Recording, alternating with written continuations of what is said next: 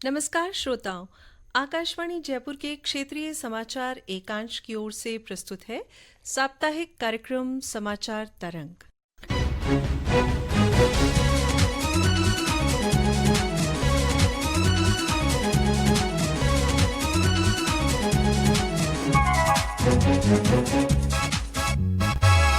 श्रोताओं, मैं हूं सालेहा और समाचार कक्ष से हमारे साथ हैं डॉक्टर जितेंद्र द्विवेदी।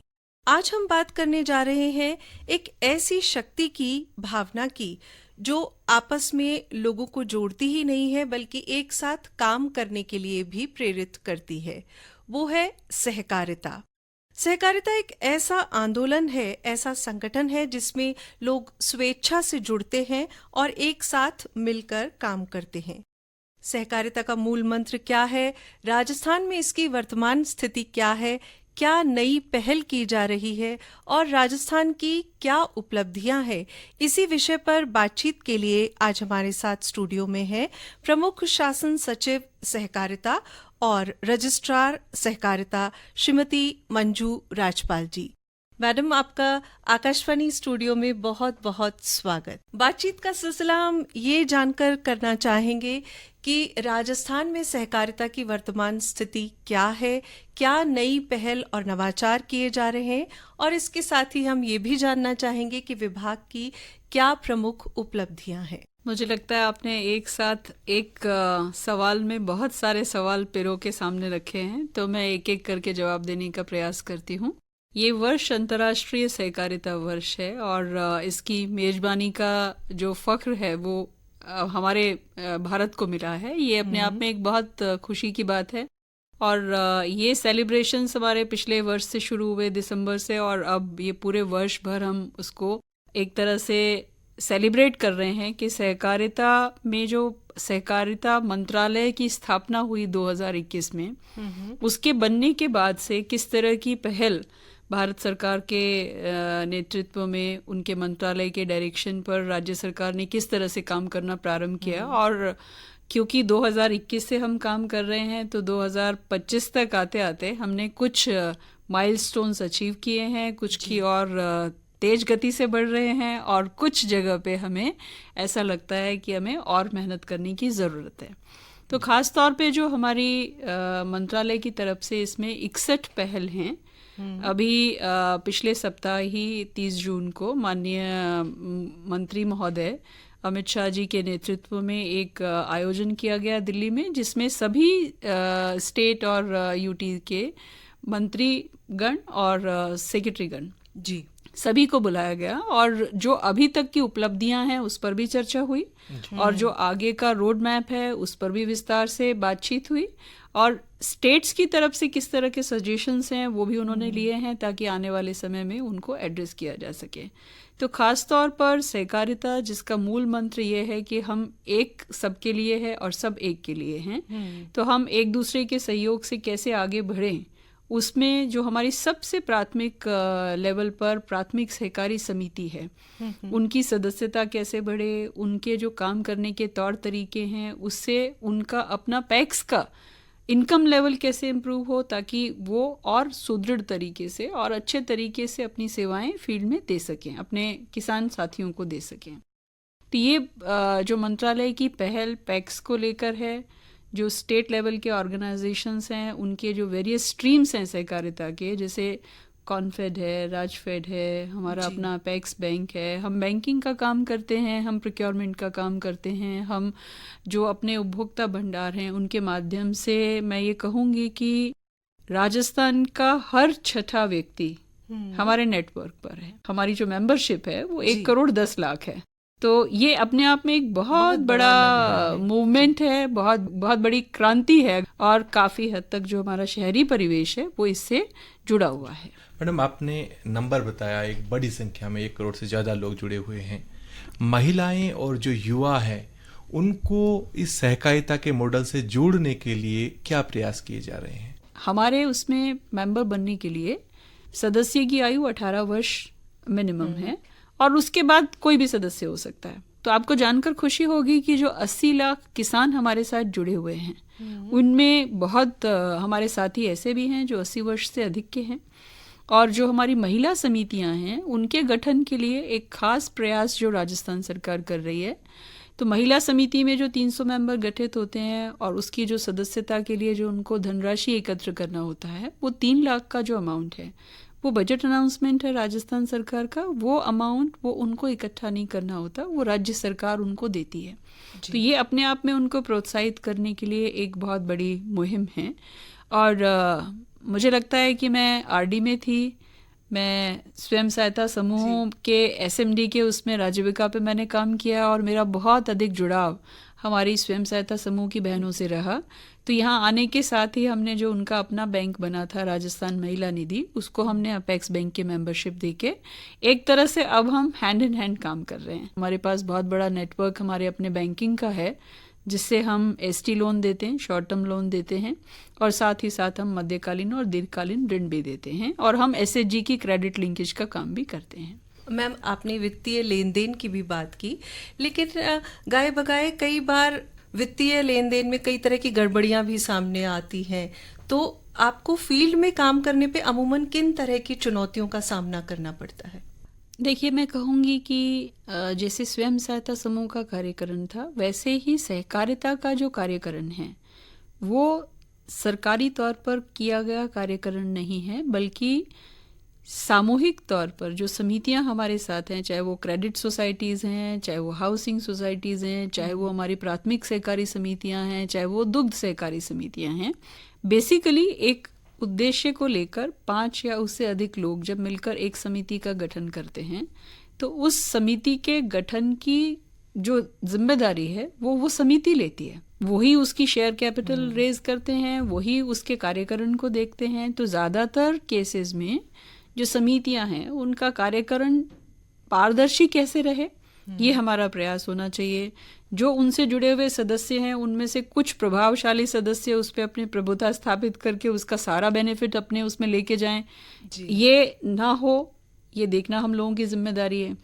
लेकिन जो भी हमारा सहकारी समितियों का कार्यकरण है वो अपना पैसा खुद इकट्ठा करते हैं। तो इसमें बेसिकली जो कॉन्सेप्ट है वो ये है कि हम पूरी ईमानदारी के साथ, पूरी पारदर्शिता के साथ एक दूसरे का सहयोग करते हुए आगे बढ़ें, जो पीछे छूट रहा है उसको अपने साथ लेके चलें। तो एक तो पैक्स कंप्यूटराइजेशन का एक बहुत बड़ी पहल जो है वो मिनिस्ट्री की तरफ से हुई है, जिसमें सारी चीज़ें कंप्यूटराइज की जा रही हैं और ई ऑडिट, ई पैक्स, हम उस डायरेक्शन में जा रहे हैं। मैम, हम आपसे यह भी जानना चाहेंगे कि आम नागरिक, विशेषकर जो किसान हैं, छोटे व्यापारी हैं और युवा वर्ग है, वो सहकारी आंदोलन से किस प्रकार जुड़ सकता है, किस प्रकार लाभ उठा सकता है? देखिए, बेसिकली मैं ये कहूँगी कि जो सहकारिता है वो किसान का संस्थान है। जो हमारा कोर है वो किसान है। तो जो हमारे किसान साथी हैं उनके लिए इस वर्ष का जो हमारा लक्ष्य है, हम उनको दोनों फसलों पर, रबी और खरीफ पे, अल्पकालीन ऋण देते हैं, ताकि उनकी जो क्रेडिट उनको मिले, उससे कृषि से का जो इनपुट उनको चाहिए फसलों के लिए, उसके लिए उनको एक हैंडी वे में वो अरेंजमेंट गवर्नमेंट के पार्ट पर बैंकिंग सेगमेंट से हो सके। तो उसमें हमने जो 25,000 करोड़ का सहयोग है वो पूरे वर्ष भर के लिए रखा हुआ है, और ये एक बहुत बड़ा अमाउंट है। और हम जो अपना मेंबरशिप ड्राइव अब हम कर रहे हैं उसमें हमारा फोकस युवाओं पर और महिलाओं पर है, और महिला समिति को तो हम खास सहयोग ही दे रहे हैं। तो हमारा प्रयास ये है कि एक तरह से जो हमारे फार्मर्स के अलावा हमारे और एनर्जेटिक मेंबर्स हो सकते हैं उनको भी हम अपने प्लेटफॉर्म पर लेकर आएं। तो उनके रोजगार के लिए कुछ सुविधाएं देना, जैसे मिलेट आउटलेट खोलने का जो अनाउंसमेंट इस बार का है, तो वो हम स्टेट लेवल पर और हमारे ज़िलों में हमने अभी तक 60 से अधिक मिलेट आउटलेट खोले हैं। लेकिन सेकंड फेज में हम हर पंचायत पे जाएंगे, ज़िले से नीचे ब्लॉक पे जाएंगे, और जहाँ पे भी रोजगार के अवसर हम कोलैबोरेट करेंगे हमारे जो राजीविका के मेंबर्स हैं उनके साथ में, और ये प्रयास रहेगा कि हम अधिक से अधिक उनको रोजगार उन्मुखी कैसे बनाएं, उस डायरेक्शन में सहकारिता हमारे युवा वर्ग की मदद करे। मैम, राजधानी जयपुर में रहने के नाते हम बरसों से देखते आए हैं सहकार मेले को, जो लोगों में खासा लोकप्रिय है और लोग उसका इंतजार करते हैं। अब इस बार एक ऐसी पहल की जा रही है कि संभाग स्तर पर भी सहकार मेलों का आयोजन किया जा रहा है, तो ये पहल क्या है? अब सहकार मेले को, मसाला मेले को अगर हम संभाग स्तर पर लेकर जाएं तो वो एक तरह से पूरे साल भर उनके पास ये अपॉर्चुनिटी रहेगी। पहले वो साल भर होता था और मसाले साल भर के लिए खरीदे जा सकते हैं, बट मिलेट आउटलेट अगर हम चालू कर रहे हैं, उनके प्रोडक्शंस दे रहे हैं, और मसाले में भी कुछ चीज़ें पेरिशेबल होती हैं, कुछ कम समय की उनकी शेल्फ लाइफ होती है। तो हमारा प्रयास ये है कि हम अब जयपुर के बाहर अजमेर में करें, उदयपुर में करें, कोटा में करें, जोधपुर में करें। तो वो एक तरह से हमारी अपनी समितियों के लिए, और ख़ास तौर पे जो हमारे FPOs हैं, उनको भी एक प्लेटफॉर्म मिलेगा। उनके जो अपने प्रोडक्ट्स हैं वो मेले के बहाने उनको अपनी इनकम बढ़ाने में मददगार साबित होंगे। मैम, हम ये भी जानना चाहेंगे कि हाल ही में उदयपुर में co-op ride bike on rent सुविधा शुरू की गई है जी। तो इसके पीछे भी मूल भावना सहकारिता की ही है, और इससे किस तरीके से लोगों को फायदा होगा, लोग जुड़ेंगे? देखिए, मैंने आपको कहा कि जो मंत्रालय का डायरेक्शन है और जो हमारा अपना उद्देश्य है वो ये है कि पैक्स का जो जितना वाइड स्कोप वो इस तरह की गतिविधियों में देख सकते हैं जो उनके लिए आय सृजन वाली हों। तो हम प्रधानमंत्री समृद्धि केंद्र चला रहे हैं, हम कॉमन सर्विस सेंटर चला रहे हैं, तो हम बाइक भी स्टार्ट कर सकते हैं। जो टूरिस्ट स्पॉट्स हैं हमारे राजस्थान के, वहाँ पे जो बाइक्स किराए पे लेके टूरिज्म को सपोर्ट करने वाली बात है, वो अपने आप में एक आय सृजन करने वाली गतिविधि के रूप में है। तो अभी तक हमने पेट्रोल पंप अलॉट करने से लेके, गैस एजेंसी से लेके, मतलब आई थिंक कि हम जो भी सोच सकते हैं, बहुत बड़ा दायरा हमने ये दिया है, ताकि ये नहीं हो कि वो क्या करना चाहते हैं, इसमें सिर्फ एक गतिविधि है, 2 गतिविधि है। कम से कम हमारा जो एक पैक्स है वो 3 से 4 गतिविधियां अगर करे तो उसका अपना एक सस्टेनेबल वे ऑफ लिविंग हो सकता है। अपने एम्प्लॉयज़ वो बढ़ा सकते हैं, अपने एम्प्लॉयज़ को वो प्रॉपर सैलरीज पे कर सकते हैं। तो क्योंकि सहकारिता सरकार से समर्थित है, सरकार से पोषित नहीं है, तो ये हमको जो फर्क है उसमें हमें, जब तक हम उनकी हैंड होल्डिंग ट्रेनिंग उन चीज़ों के लिए नहीं करेंगे और उनको नए नए एवेन्यूज नहीं देंगे आय सृजन के, तब तक हम बातें कर सकते हैं, लेकिन असल में उसका जो असर है वो तभी आएगा जब हम उनको उस दिशा में आगे अग्रसर करने के लिए प्रयास भी करें। मैम, समय हमें अनुमति नहीं दे रहा है, अदरवाइज हम आपसे और भी कई विषय ऐसे हैं जो सहकारिता से जुड़े हैं, उनके बारे में जानना चाहते। तो जाने से पहले हम कार्यक्रम को समाप्त करें, उससे पहले हम जानना चाहेंगे कि सहकारिता वर्ष है, इसके अवसर पर आपका श्रोताओं के नाम क्या संदेश है?